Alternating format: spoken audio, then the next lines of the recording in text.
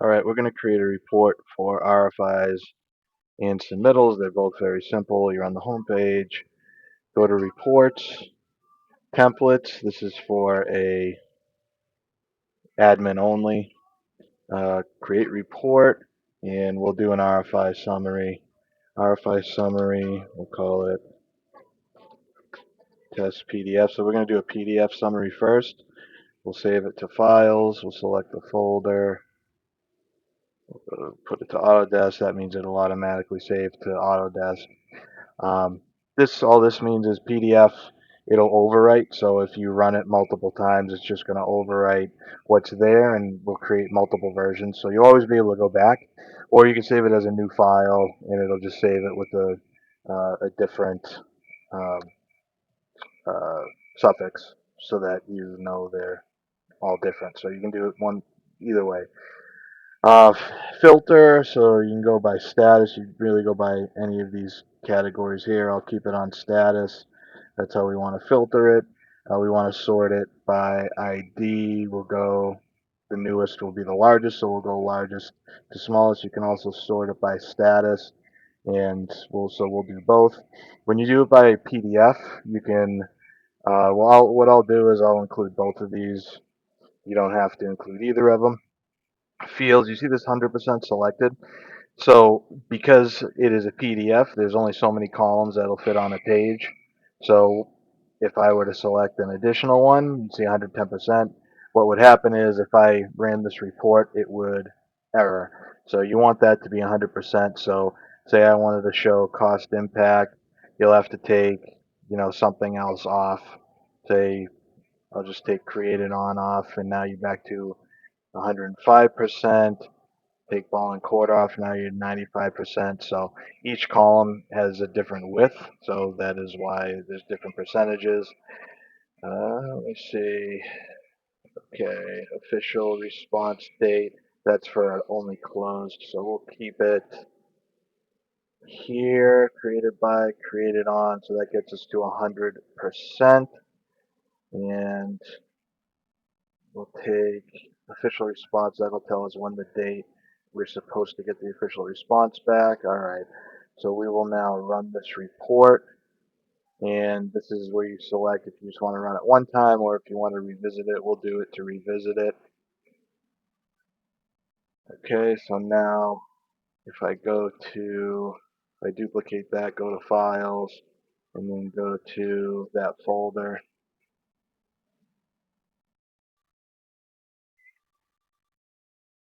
Refresh.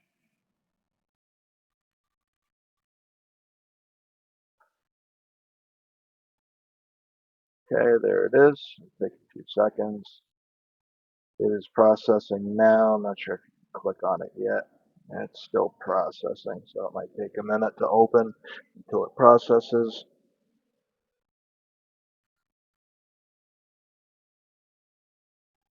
While that's processing, I do want to show how you can set this to a schedule. So once you get it looking the way you want it to, you can schedule this report. So say you have your OAC every week on a Tuesday at 10 a.m. and you want to run this at 8 a.m. and you can set the whole duration, obviously, from current time to however many months out you want to, and it'll do every week at the same exact time. You can have it sent to any project members you want, or you can have it sent to, you know, groups of members. I would suggest sending it to groups of members that are on specific meetings or whoever you want on the distribution list. And then you can type in specific email addresses. Then you can save the schedule and obviously type your message here, and you never have to do it again. Um, it'll automatically send out. So I'd suggest first, making one, and then going in and viewing it to make sure that it looks exactly how you want it to look. Um, okay, so this one, like I said, has the table of contents and cover page on it. So the table of contents in this case is a couple of items long. And then if I go in here, then this now shows the status and only has, cost impact, official response, blah, blah, blah, blah.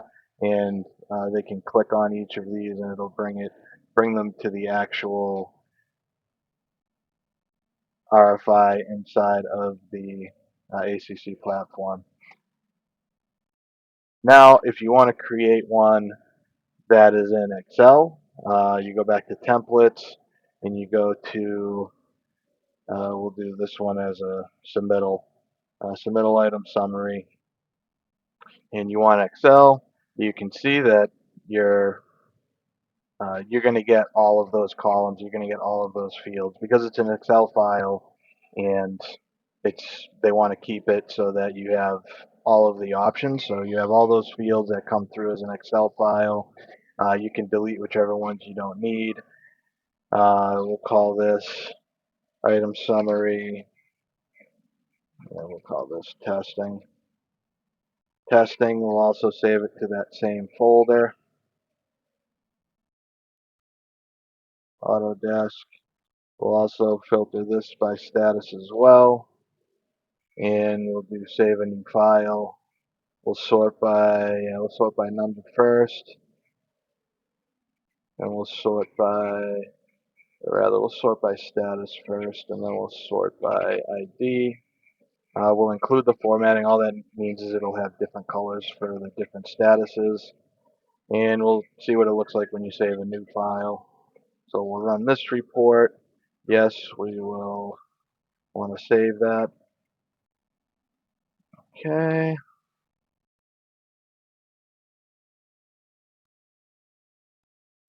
And we'll go back here, go into Files, Autodesk, and you see it's coming up here. Okay, here it is, and you see how it has the date on it and a number. So every time you create a new one, it will have that suffix at the end. It'll have a new one. So if I go in and I want to create another one, so you go back in here and you want to run that report again, just click on it and it runs it again. So then if I go to Files, you will see the new one will pop up once it is started processing. Okay, there it is. So now you have your second, so there are two now. Obviously, you're going to want to manage your folders inside of the folder structure, and so it makes sense, but there you have two versions of that.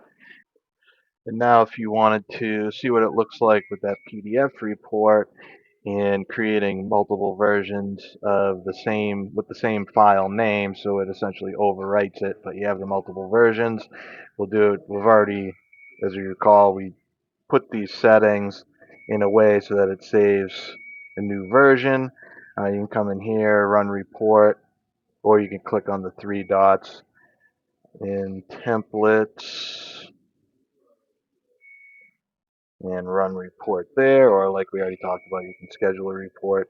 So if I go back to that file folder and refresh, okay, you see it's creating that second version there, and you can always, revert back to that one or compare. You can make it current. You can always go back, make that initial version current if you wanted to. I don't know why you would, but you can essentially go back and view based on the date it was created any, you know, any past version. So there's really no need to make multiple dated versions or multiple dated documents when you can have one document with multiple versions this way, and you can also go in and compare the versions as well, compare the different pages and whatnot. So hopefully this was helpful.